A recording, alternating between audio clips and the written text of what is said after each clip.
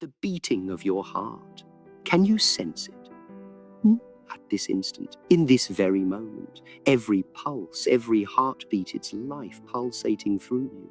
Not life yesterday, not promise tomorrow, just this moment. This is all we ever really possess. I recall the day I realized this truth, not with my head, not as some abstract idea, but in my bones. I was 17, standing on the beach in Hong Kong, and watching the sea break on the shore. Each wave different, each wave powerful for a single moment, and then lost forever. I knew then that our lives are waves, a succession of moments, and each one valuable because it can never be replaced. Most of us sleep our way through life, waiting for the perfect moment, the perfect chance, the perfect them. Sam? But I'll tell you something that took me years to learn, years to struggle, years to lose. There are no perfect moments. There is only the present moment and what you will do with it. You sense that resistance within you, don't you? That voice telling you you're not ready yet. That you still need more time, more training, more information. That voice has a name, fear. And fear has destroyed more dreams than failure ever would. When I started my first martial arts school in America, people criticized me as being too young, too arrogant, too Chinese. They told me that Americans would never study from someone like me, that I should wait, be patient, play, follow the leader. But tradition without innovation is stagnation. And patience without action is hesitation. What are you waiting on currently? What dream have you put off? What dream have you put off? What version of you have you stored away hidden because the time never felt right? Let me share the water principle with you. Water doesn't wait for the best way. It makes its way by flowing. It doesn't wait at barriers. It adjusts and goes around, over, or through them. Water doesn't attempt to be anything else but what it is, and yet it can become any shape, occupy any space, break through any barrier. Be water, my friend, not when the weather is ideal or tomorrow now. I spent my earliest years of training attempting to stockpile techniques, more forms, more styles, more movements. I believed mastery was an additive process, adding layer upon layer of knowledge and skill. But mastery is not about accumulation. It's about distillation. It's not about growing more. It's about stripping away. Less rigid, less predictable, less constrained by form and convention. The most lethal fighter is not the person who is familiar with 1,000 techniques. It's the person who has executed one technique 1,000 times. Why? Because when truth arrives, they don't think they do. There is no gap between desire and execution, no room for doubt to enter. That gap, that hesitation between decision and action, that's where most wars are lost. Not only in combat, but in life, in that fraction of a second when you know what you must do, but hesitate. When chance knocks and you hesitate to consider if you're worthy of opening up. I recall sparring with an older student one time. He was larger, more powerful, more skilled. But he had one flaw he overthought. Before each move, I could see the computation in his eyes. And for that instant of computation, I had my window of opportunity. Not because I was quicker or more powerful, but because I was fully present. No regrets of the past, no worries of the future, only this moment, this breath, this motion. You're thinking of something, aren't you? Something you did yesterday, or something you'll do tomorrow. Your body is present, but your mind is somewhere else.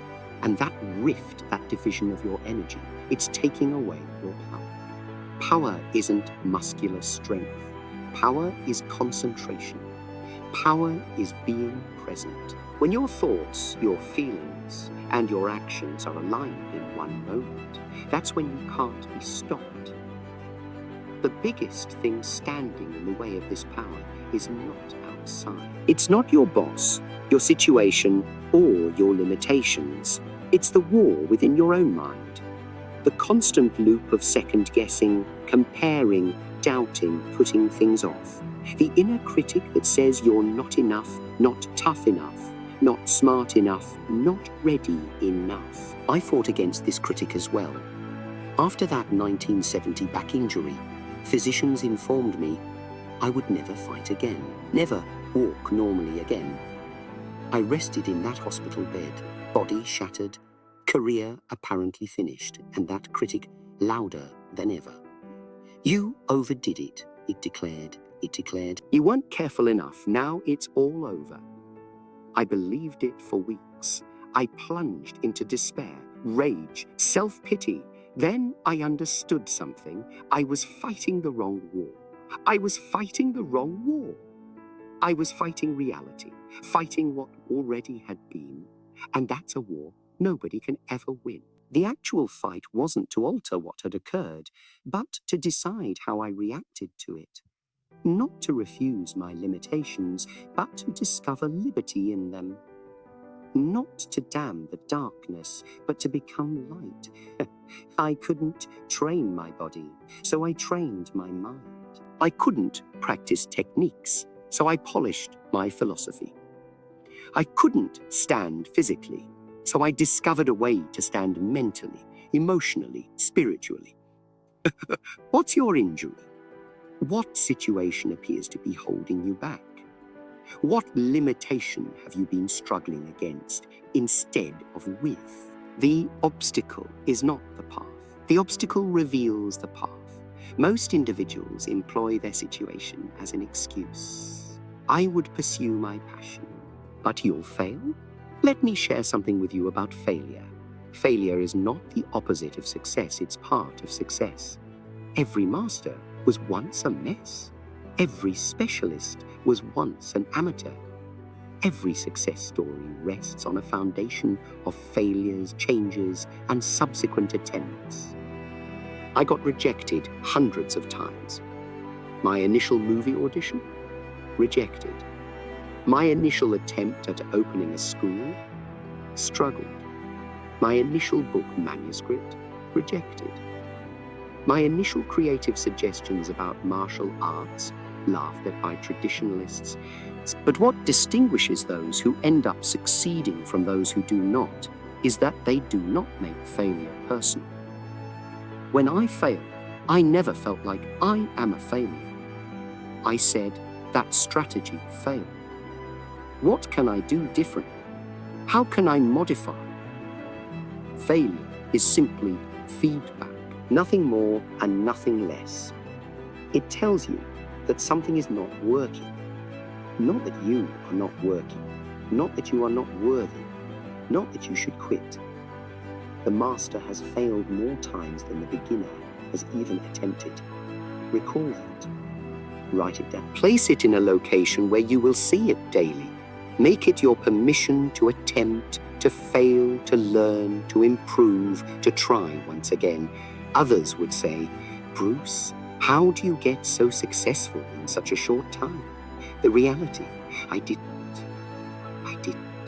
What appeared to the world as overnight success was the culmination of decades of self-discipline, hours and hours of practice, thousands of repetitions, years of study, introspection, refinement. There is no elevator to success.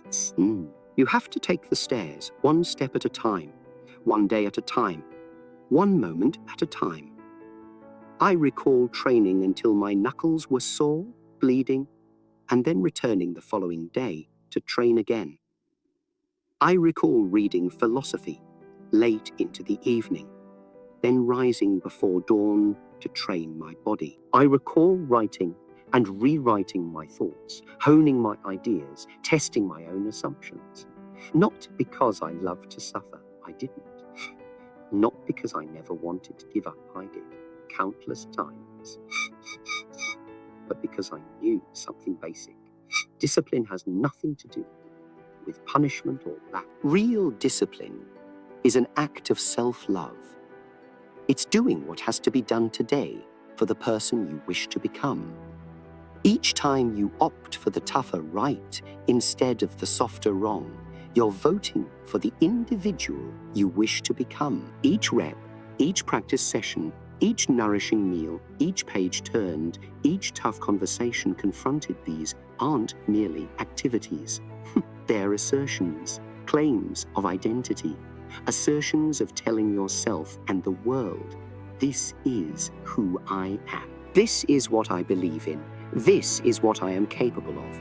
But direction without discipline is busyness. A lot of individuals toil for their whole lifetime running up a ladder, only to discover too late the ladder is against the wrong wall. Don't make it yours.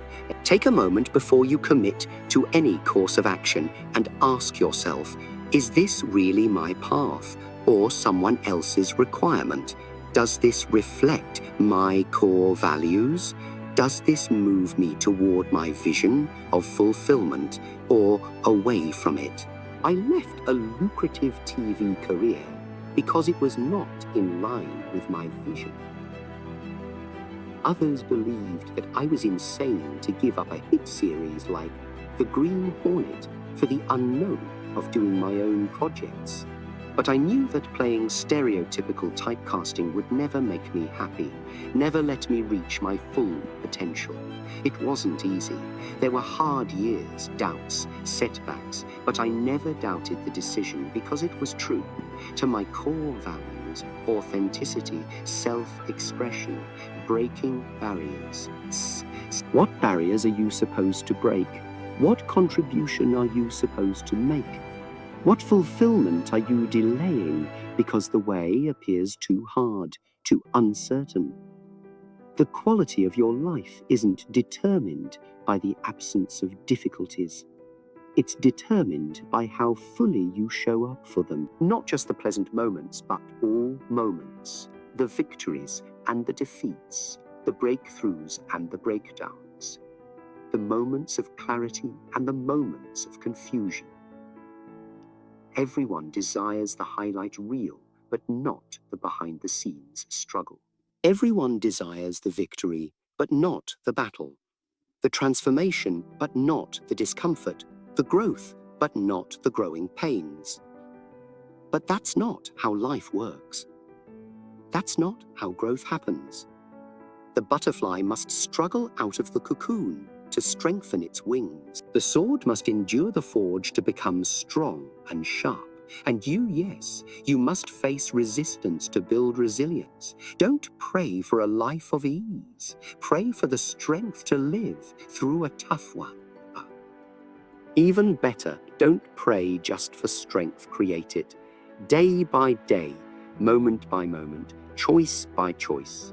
I developed my power not only in the gym, but in the quiet moments of introspection, in the willingness to confront my flaws and my fears, my restrictive beliefs, in the bravery to challenge everything I believed about martial arts, about teaching, about success. The strongest individual is not the one who bench presses the most. It's the one who can push themselves up when life knocks them down. It's the one who can stand up to their deepest fears and still walk forward. It's the one who can look in the mirror and tell it truth about what they see, the good, the bad, the beautiful, the ugly, and love themselves anyway. This type of strength doesn't come overnight. It is tempered in the fire of everyday decisions, in the spaces where you're exhausted but do it anyway, where you're fearful but have a voice anyway, where you've failed and get back up again anyway. What would happen if you went about every day, not as a collection of burdens to be borne, but as a collection of choices to be made? Choices that carry you forward to your highest self or away from it. Forward to higher consciousness or deeper unconsciousness, or deeper unconsciousness, forward to growth or toward stagnation. The tragedy is not achieving your objective. The tragedy is having no clear idea what your objective is. So many pursue success that society respects wealth, prominence, accolades, only to discover that these don't result in enduring satisfaction. True fulfillment comes not from external achievements, but from internal alignment, from knowing who you are, what you value, and what contribution you're here to make, then orienting your life around these truths. I recall a successful businessman who visited me for training. He had all the external signs of success, the mansion, the cars, the trips, but he was empty inside, hollow, detached from himself and the people around him. One day after training, he revealed, "Bruce, I have everything I believed I desired, but I feel nothing. What's wrong with me?" Nothing was the matter with him. He had just been living somebody else's version of success instead of creating his own. He had been collecting things while abandoning his inner values. He had been creating a life that amazed others instead of one that satisfied him. Don't be like that. Don't delay your real life until you have more time, more money, more freedom. Don't exchange your now for a someday that never arrives. This moment is all we ever have. This moment, now. Now, the majority of people miss the present moment because they are living in their heads somewhere between past and future, reliving old wounds or running scenarios in their heads for the future. But life doesn't occur in past or future. It occurs now, in this breath, in this heartbeat. When you're fully present, time stretches out. You see details you might have missed. You feel sensations you might have missed. You relate to others more intensely. You play to your strengths because all your energy is concentrated in a moment, in act. I learned this truth in martial arts. When you are in a fight, there is no room for yesterday's regrets or tomorrow's fears. There is only now, this movement, this breath, and in that complete presence, that full engagement, I was free from self-doubt, free from self-doubt, free from limiting beliefs, free from the constant thinking of my mind. You don't have to be a martial artist to have this freedom. You simply need to practice being present. Practice in small ways. When you eat only, pay attention to the flavors, the textures, the nutrition. When you listen to a person, listen only, not plotting your reply, not judging the words, only receiving it. When you walk only feeling the earth under your feet, the wind on your skin, the timing of your step. These aren't mindfulness exercises. These are training for life's defining moments, for the moments when opportunity knocks, when challenge presents itself, when choice is needed. In those moments, the quality of your presence will be the quality of your response. Most people respond to life. The master responds to life. Reaction is automatic, unconscious, rooted in past conditioning. Response is deliberate, conscious, born of current awareness. Be a responder, not a reactor. Design your life. Don't merely survive it. Creating takes vision. Not any vision, but one that honors your highest values, your special talents, your true purpose. My dream was not merely to be a martial arts champion or Hollywood star. It was to serve as a bridge from east to west, to break stereotypes. To share the totality of who I was, free of all labels and constraints. To live the philosophy I taught, the unity of mind, body, and spirit. What's your vision? Not what society expects of you. Not what your parents want for you. not even your previous notion of success, but your vision, the one that makes your heart beat faster when you consider it, the one that is exhilarating and also scary, the one that would challenge you to become more than you are. If you haven't developed such a vision yet, don't panic. It is not a sign that something is wrong with you. It merely indicates that you are being invited to greater self-discovery. To pose the fundamental questions: what is most important to me? What can I best contribute? What would I do if I knew I could not fail? These are questions that can't be solved in the mind. They need to be lived into through doing, contemplation, and honest self-examination. Through experimentation, eliminating that which does not fit and exploring that which does. I experimented with many different styles of martial arts before creating Jitu, Fudu. I tested out many different philosophical frameworks before defining my own. I practiced many different kinds of expression before developing my own authentic voice. This journey wasn't a side trip off your path. It was your path. In the same way that your journey, your experimentation, your trying and failing and learning and growing, this isn't you putting off your real life. This is your real life, unfolding minute by minute, decision by decision. But discovery without integration gets you nowhere. Eventually, you have to integrate what you've learned, extract the core, locate the unifying thread that ties all your varied experiences and knowledge together. For me, that thread was the principle of honest expression of one's own nature. Not conformity, not imitation, but honest expression of one's own unique nature. In martial arts, it meant jettisoning fixed forms for dynamic flexibility. In philosophy, it meant transcending dogma to direct experience. In teaching, it meant respecting each student's individuality rather than trying to fit them into a formula. What's the common thread throughout your life? What principle or value or wisdom keeps reappearing, even if not in the same way? It's more than a philosophy question. It's profoundly practical. When you know your guiding principle, choices become easier.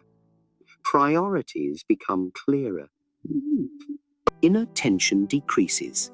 You have the clarity and confidence to say yes to what supports your growth and no to what doesn't. Most people say yes too often and to the wrong things. They say yes to please others, to avoid conflict, to alleviate FOMO. And then they wonder why they feel stretched thin, burned out, disconnected. Not in major life choices, but in the 100 little decisions you have to make each day. I said no to roles that would have paid well, but perpetuated stereotypes. I said no to teaching approaches that would have been popular, but lacked depth. I said no to business opportunities that would have been profitable, but pulled me away from my core mission. These weren't convenient no's. Had costs associated with them, monetary repercussions, professional fallout, criticism from others. But they left intact something more precious, my integrity, my consistency between what I believed and how I live. My capacity to be able to look in the mirror and have respect for the person staring back.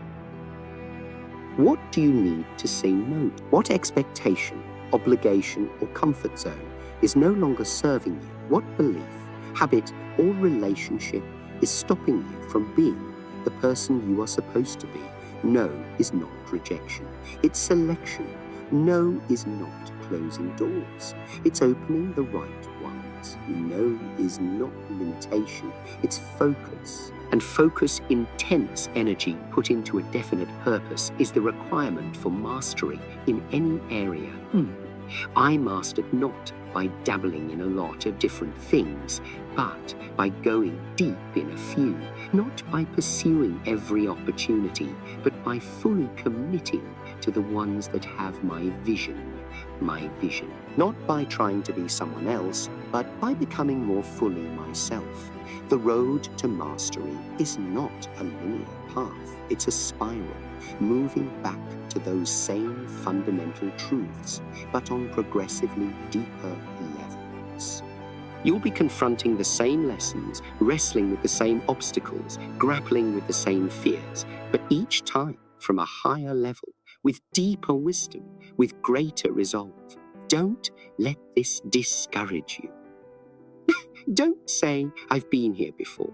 I must be failing. Instead, say, I've been here before, but I'm not the person who was here last time. I have new awareness, new skills, new things to offer to this old challenge. This is the nature of growth, not forward progress, but spiraling change. Similar to the way nature itself does not advance in a straight line, but in cycles, seasons, rhythms of expansion and contraction, creation and repose. Respect these rhythms in your own life. Push aggressively when it is time to push. Rest profoundly when it is time to rest. Plant when it is time to plant. Harvest when it is time to harvest.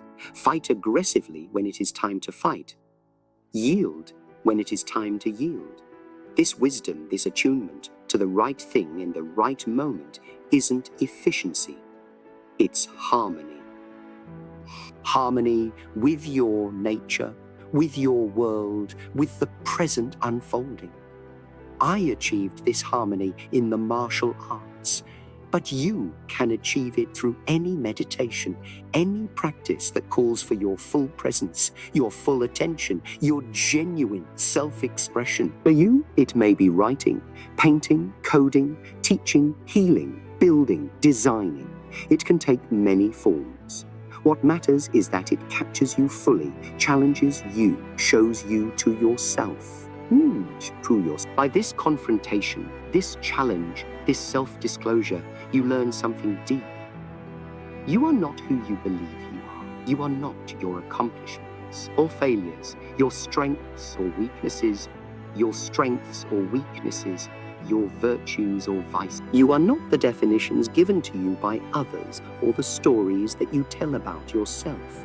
You're the awareness behind all this, the presence that sees without judging, the consciousness that holds but isn't held by any experience.